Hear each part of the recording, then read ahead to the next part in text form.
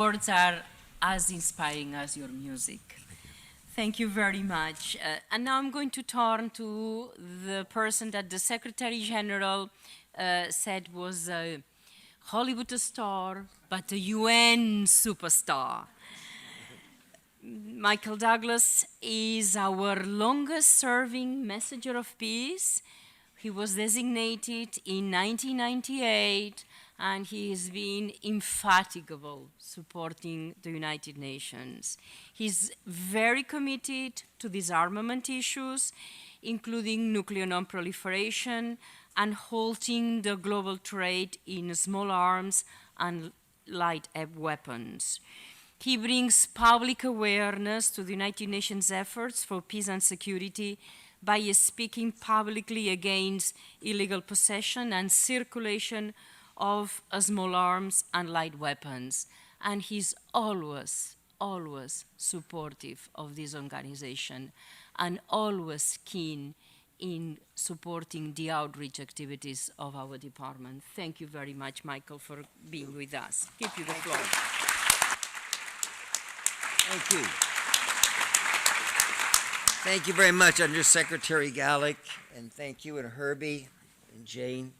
A pleasure to be with you, Excellencies, and all of our students that are out here. Good morning, and thank you for being a part, and our friends in Lebanon, welcome.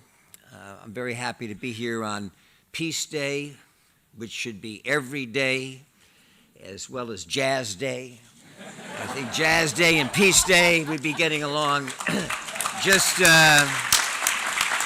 fine. Just fine. This is a bittersweet day.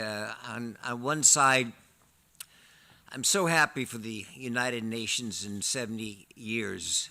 It's a wonderful feat. As Jane mentions, also the 70th anniversary of Hiroshima and Nagasaki.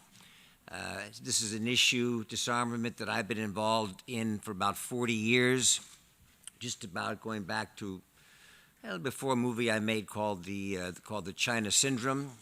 We've had our highs and our lows, and it's also the 70th anniversary. I'm 70, so that's the most sad part of the whole thing.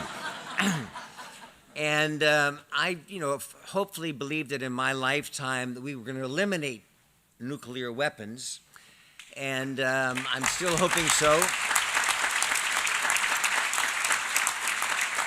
But I do know now that I'm going to need the hope of all of you young people out there, because sometimes the road does not look so good. This is an incredible opportunity, and one of the most exciting things, and for all the struggles that the United Nations has gone through. You look this year, in particular, at all of the value that it's brought. We just have an Iranian deal that's just gone down. We're going to count on the IAEA to help police that situation. You start looking at the different areas that the United Nations deals with in terms of our World Food Bank and the pressure on them.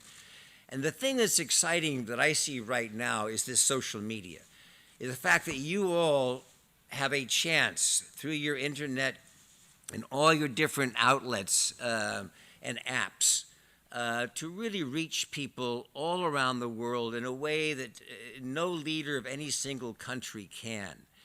And the fact that you are here today is a reflection of your desires and your wills. And so I really, really encourage you, because the United Nations, there's no organization that's perfect. But I don't know anything that comes close to this organization and is as crucial internationally as it is now. So we deeply need all of your support.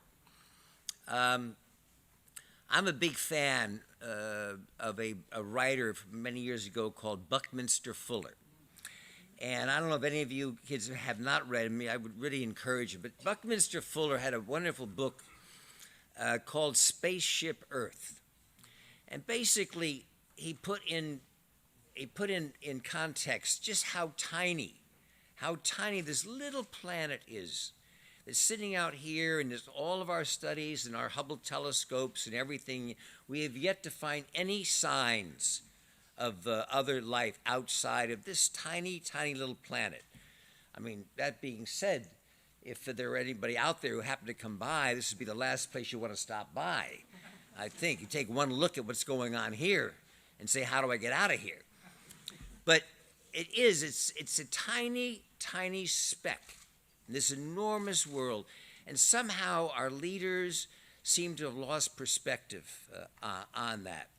And so I would encourage all of you just to think of how vulnerable and how tiny we are. And finally, today, I'm always left with John Lennon. And I guess my mantra today is anybody else, is a gentleman who was shot by a handgun here in New York a number of years ago. But all he said was, all we are asking is give peace a chance. And that's what I would ask from all of us. So I thank you for being here on Peace Day, and I encourage you to support the United Nations with your utmost. Thank you.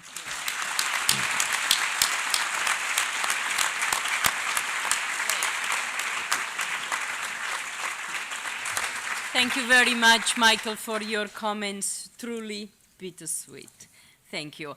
And now I'm going to turn to the Secretary General's Envoy on Youth.